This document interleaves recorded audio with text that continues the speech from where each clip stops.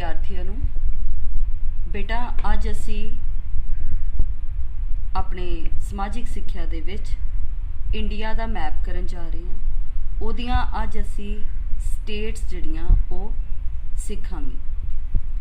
बेटा सब तो पहलों भारत दे विच हुण करंट 28 राज अते 8 यूटीज़, मतलब वो खेतर, वो 8 खेतर जिन्हां दे उपर केंद्री प्रबंध है या वो खेतर जिहड़े केंद्री प्रबंध के अधीन हैं। पर इस मैप दे विच असी सिर्फ 28 स्टेट्स नूं ही याद करना है, क्योंकि जिन्नी देर तक सानू स्टेट्स नहीं आंदियां असी इंडिया दे मैप दे विच कुछ भी जिहड़ा है वो करन दे विच समर्थ नहीं हैगे।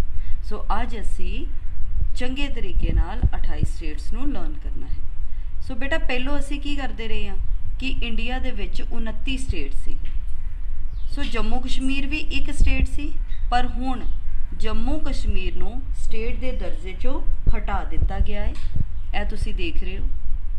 इस तरीके जम्मू कश्मीर दे 2 हिस्से कर दिते गए हैं और इन्हां नूं यूटी दे विच यानी केंद्री प्रबंध अधीन खेत्र जिहड़ा है वो घोषित कर दिता गया है। यह लद्दाख बना दिता गया है, यह जम्मू कश्मीर। सो ये हुण जिहड़ी आ जम्मू कश्मीर और लद्दाख साडी स्टेट दे विच नहीं आउंदे, यानी 28 राज्यां दे विच नहीं आउंदे। सो 28 राज्यां दे विच कौन आउंदा है? सब तो पहलों असी गल करिए अपने पंजाब दी। पंजाब दे याद करन लगे आपां ये याद करना है कि पंजाब किसी समय हिमाचल प्रदेश और हरियाणा दे नाल जिहड़ा जुड़िया होया सी और इन्हां नालों हुण वो अलग है। सो यह साडी जिहड़ी पहली स्टेट असी करन जा रहे हां वो है पंजाब, जिस विच असी रहिंदे हां। दूसरा यह जिहड़ी है स्टेट ये है हिमाचल प्रदेश।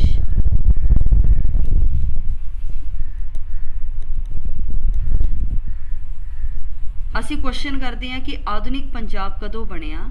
ये उदों बनिया जदों ये हरियाणे नालों पंजाब अलग होया। यह तुसी देख रहे हो। यह जिहड़ा बंटवारा हरियाणे नालों होया यह 1 नवंबर 1966 नूं बंटवारा होया, जिहदे नाल साडा पंजाब नवा आधुनिक पंजाब जिहड़ा वो बनिया। सो यह वाली स्टेट साडी है हरियाणा।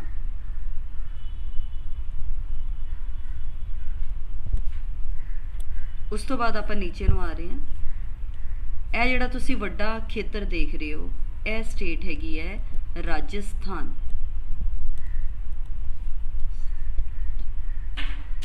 सॉरी बेटा स्पेलिंग गलत हो गई, राजस्थान। इस तो बाद यह वाली स्टेट गुजरात। ये वही गुजरात है जिथे आज साडे जिहड़े अजोके प्रधानमंत्री श्री नरेंद्र मोदी आ वो किसी समय इस गुजरात के जिहड़े आ वो CM रह चुके, मुख्यमंत्री। इस तो नीचे आइए यह वाली स्टेट महाराष्ट्र। महाराष्ट्र। इस तो बाद यह छोटी जी स्टेट है ये है गोवा। यह वाली स्टेट कर्नाटक, कर्नाटका भी इनू कहते हैं। सब तो लास्ट दे विच यह वाली स्टेट केरल, केरला।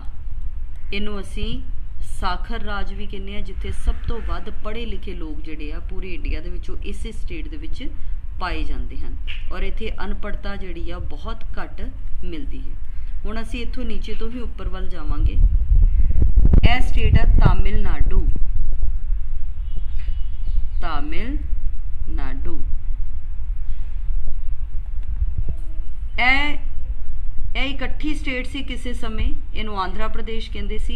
इहदा भी जिहड़ा 2 राज्यां दे विच बंटवारा हो गया। यह वाली स्टेट साडी आंध्रा है, आंध्रा प्रदेश।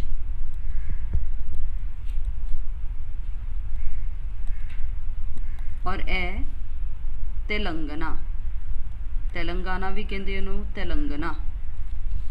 इस तो उपर आइए तो यह वाली स्टेट जिहड़ी है यह है उड़ीसा। इत्थे एक बड़ा प्रसिद्ध डैम हीराकुंड डैम भी पाया जाता, जो हीराकुंड डैम। सो इनू तो तुसी वैसे एक अलग याद करन लई रख लेना। वैसे साडा पर्पज़ अज की आ उड़ीसा स्टेट नू याद करना। उस तो बाद असी हुण उपर वल नू चलदे हां। ਇਹ वाली स्टेट हिमाचल दे बिल्कुल जिहड़ी नाल है, उत्तरांचल, इनू उत्तराखंड भी कह दिंदे आ। उस तो बाद नीचे वाले पासे नू आंदे आ। ਇਹ वाली स्टेट इत्थे ही भारत की सब तो वध आबादी रहिंदी है। ये है उत्तर प्रदेश। इनू आम तौर पर असी यूपी के नाम नाल उत्तर प्रदेश शॉर्टकट च बोलते हैं। यह जिहड़ी स्टेट है यूपी दे नाल बिहार, बिहार तो नीचे है वाली स्टेट, बिहार दे ही टुकड़े है दो, झारखंड और है छत्तीसगढ़।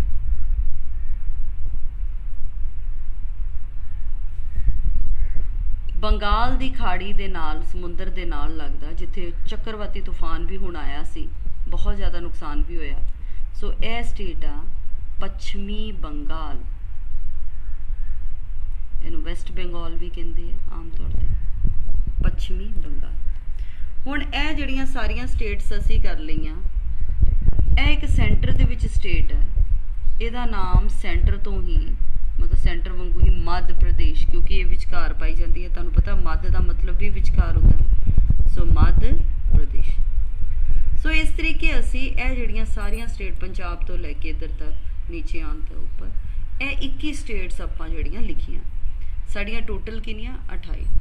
7 जिहड़ियां स्टेट आ वो पूरब वाले पासे पाईयां जांदियां। इन्हां नूं असी 7 स्टेट्स या 7 सिस्टर्स भी कहते हैं। 7 सिस्टर्स दे नाम नाल इनू असी ट्रिक राई सीखना। अज एक ट्रिक राई मैं करवाया भी होया एक बारी, पर दोबारा असी कर लेना।